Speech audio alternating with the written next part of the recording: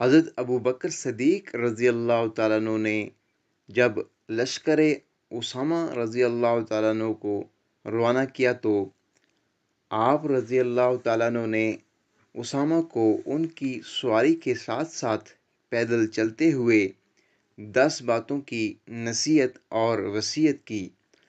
آپ نے فرمایا، نمبر 1 خیانت نہ کرنا، نمبر 2 جھوٹ نہ بولنا، نمبر 3 بد عہدی نہ کرنا، نمبر 4 بچوں، بوڑھوں اور عورتوں کو قتل نہ کرنا، نمبر 5 کسی ثمردار درخت کو نہ کاٹنا، نہ جلانا، نمبر 6 کھانے کی ضرورت کے سوا اونٹ، بکری اور گائے وغیرہ کو ذبح نہ کرنا، نمبر 7 جب کسی قوم پر گزرو تو اس کو نرمی سے اسلام کی طرف بلاؤ، نمبر 8 جب کسی سے ملو اس کے حفظ مرتب کا خیال رکھو، نمبر 9 جب کھانا تمہارے سامنے آئے تو اللہ کا نام لے کر کھانا شروع کرو، نمبر 10 یہودیوں اور عیسائیوں کے ان لوگوں سے جنہوں نے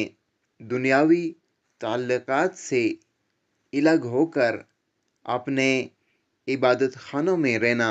اختیار کر رکھا ہے، کوئی تعرض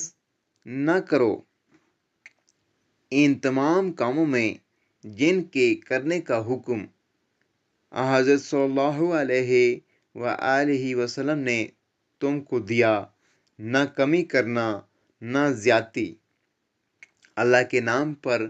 اللہ کی راہ میں کفار سے لڑو۔ حضرت صدیق اکبر رضی اللہ تعالیٰ عنہ اسامہ رضی اللہ تعالیٰ عنہ کو یہ نصیحتیں کر کے مقام عرف سے واپس لوٹے۔ واپس آتے ہوئے آپ رضی اللہ تعالیٰ عنہ نے اسامہ سے کہا کہ اگر تم اجازت دو تو عمر رضی اللہ تعالیٰ عنہ میری مدد اور مشورے کے لیے میرے پاس رہ جائیں۔ حضرت اسامہ رضی اللہ تعالیٰ عنہ نے فوراً حضرت عمر فاروق رضی اللہ تعالیٰ عنہ کو مدینہ میں رہنے کی اجازت دے دی اور وہ اس لشکر سے جدا ہو کر حضرت ابو بکر صدیق رضی اللہ تعالیٰ عنہ کے ساتھ مدینہ میں تشریف لے آئے۔ اس جگہ غور کرنے کے قابل بات یہ ہے کہ